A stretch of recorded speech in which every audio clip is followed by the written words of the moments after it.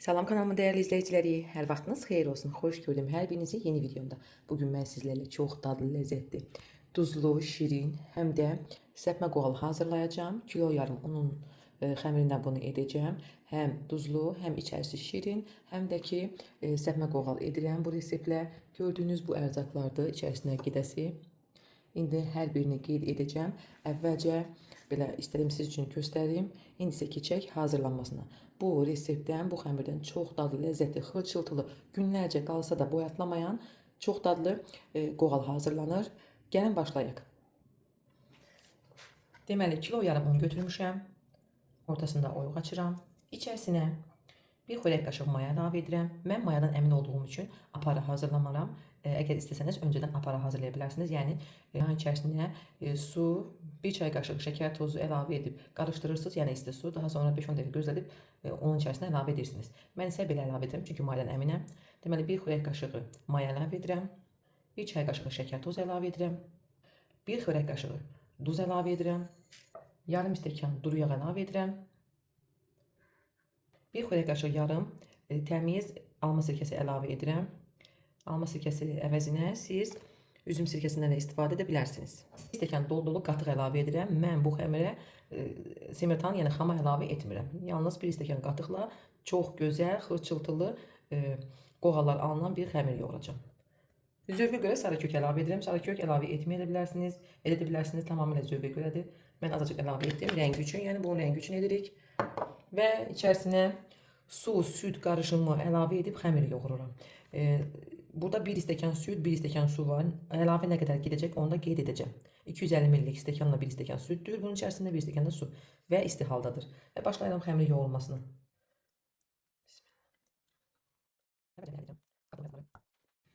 Süd əlavə edərək xəmiri yoğururam. Gördüyünüz kimi içərisinə yumurta əlavə etmədim. Bu xəmirin içərisinə yumurta əlavə etmirik.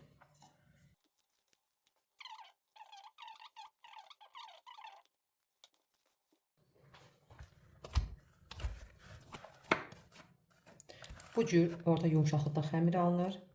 Yaxşıca yoğururuq. Yaxşı yoğurduqdan sonra ələ yapışmır. Baxın bu cür. Xəmiri yaxşıca yoğururuq, üzərinə streç çəkirik, dəsmalla örtürük, qoyuruq, yarım saat dincəlsin, xəmir acısın. Xəmir artıq acıyıb, indi isə keçirəm kündələnməsinə.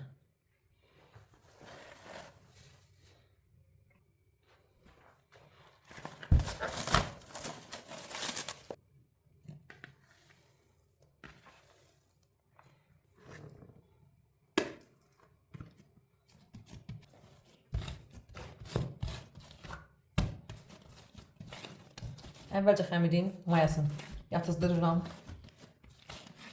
2 hissəyə bölürəm. Uzun son forma verib kündələrə ayırıram.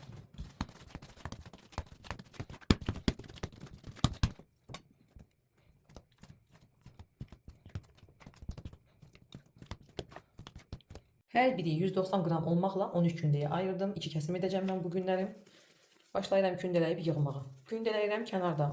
10 dəqiqə gözlədirəm. Kündəyə gəldikdən sonra yuxaları açıram. Yağlayıram.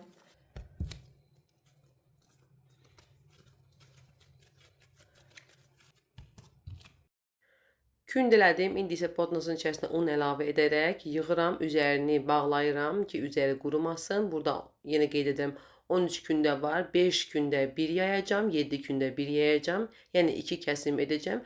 5 gündə yaydıqdan sonra içlik əlavə edəcəm. Yəni səpmə qoğal edəcəm. Buna görə də elə 5 dənə yuxa yayıram. İlkini yaydım. Dəzgahın üzərinə, yəni sürfənin üzərinə duru yağ əlavə edirəm ki, yuxanı rulo formaya saldığımız zaman rahatlıqla sürfədən ayrılsın. Açdığım yuxanı sürfənin üzərinə əlavə edirəm. Əlim vasitəsilə dartıram, uzadıram. Bacardığımız qədər dartırıq.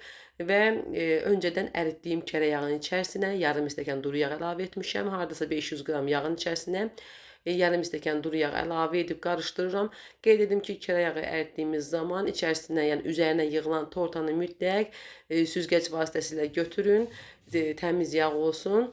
İçərisində torta qalmasın. Belə ikinci yuxanı da yayıram, açıram. Gördüyünüz formada və 5 gündəni bu cür yayıb açıram və öncədən hazırladığım içliyi üzərinə əlavə edirəm. Hər tərəfinə eyni gələcək qədər yayıram. Yəni burada 5 yuxa var və keçirəm rulo formasına salınmasına. Rulo formaya salıram. 2 barmaq böyüklüyündə kəsirəm. Əgər qoğalı böyük istəsəniz, yenə qeyd edirəm, 5 yuxa burada azdır. Yəni kiçik kündələr alınacaq. Daha doğrusu kiçik rulolar alınır 2 barmaq böyüklüyündə kəsdiyimiz zaman. Mən səhər yeməyi üçün bu səpmə qoğalı etdim. Şirin çayla çox dadlı alınır.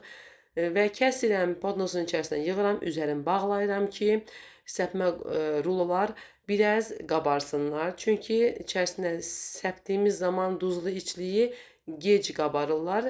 Qoyuram kənarda, keçirəm digər yuxaların yayılmasına. Digər 7 yuxanı da bu formada yayıram, göstərdiyim formada və yağlayıram. Rulo formasına salıram. Bundan da həm şirin, həm də içlikli doldurulmuş, yəni duzlu qoğal hazırlayıram. Çox dadlı, ləzzətli alınır. Gördüyünüz 7 yuxadan bunu etdim və 2 barmaq qalınlığında bunu da kəsirəm. Əgər böyük istəsəniz, biraz böyük kəsə bilərsiniz. Məncə bu 7 yuxaya 2 barmaq qalınlığında mükəmməldir. Artıq demək olar ki, içlik səpdiyim rulolar biraz qabarıb, yəni yumuşalıb. Belə forma verirəm. Soba listinə yığıram. Asanlıqla forma vermək olur. Yəni yenidən içərisinə içlik əlavə etmədiyimizə görə gördüyünüz formada üzərindən bastırırıq və kənara yığırıq. Daha sonra soba listinə yığıram və üzərinə yumurtalı qarışım çəkirəm. Deməli, mən nə istifadə etdim üzərinə çəkmək üçün? Bir yumurtanın sarısını, bir qaşıq süd və bir qaşıq duru yağdan istifadə etdim. Daha doğrusu yarım qaşıq duru yağdan istifadə etdim. Üzərinə çəkirəm, qarışdırıb, üzərinə çörək otu sərpirəm və qoyuram kənarda 5-10 dəqiqə yenə qalsın. Digər ruloları gördüyünüz formada içəriyə doğru, yəni artıq kəsilən hissəsini içəriyə doğru bükərək bu cür içini açıram, içlikdən içinə doldururam gördüyünüz formada. Artıq qoğal resepti bilirsiniz, baxanlar bilir artıq. Kanalımda var. Bu 3-cü, 4-cü dəfədir ki paylaşıram. İstədiyim yenidən yeni video olaraq yeniləyim. Sizlər üçün daha keyfiyyətli video təqdim edim. Baxın, bu cür edirəm. Üzərinə bastırıram və yenidən qoyuram. Salafanın altında qalsın. Bir 10-15 dəqiqə qaldıqdan sonra soba listinin içərisinə yığacam. Üzərinə yumurta çəkib qoyacam bişməyə.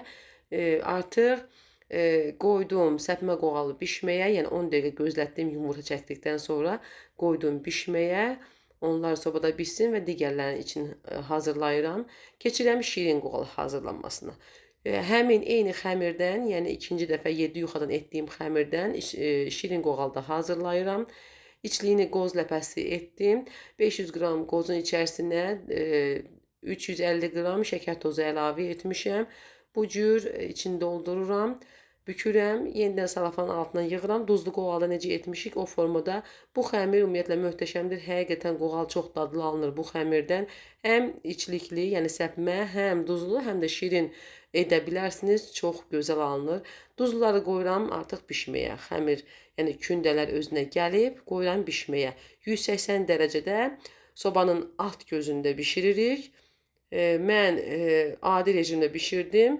Konveksiya rejimində bişirsəniz biraz qurudur. Ona görə də adi rejimdə bişirin. Düzdür, yenə xırçıltılı, çox xırçıltılı istəyirsinizsə konveksiya rejimində bişirə bilərsiniz. Belə də xırçıltılı alınır. Çox dadlı, ləzzətli.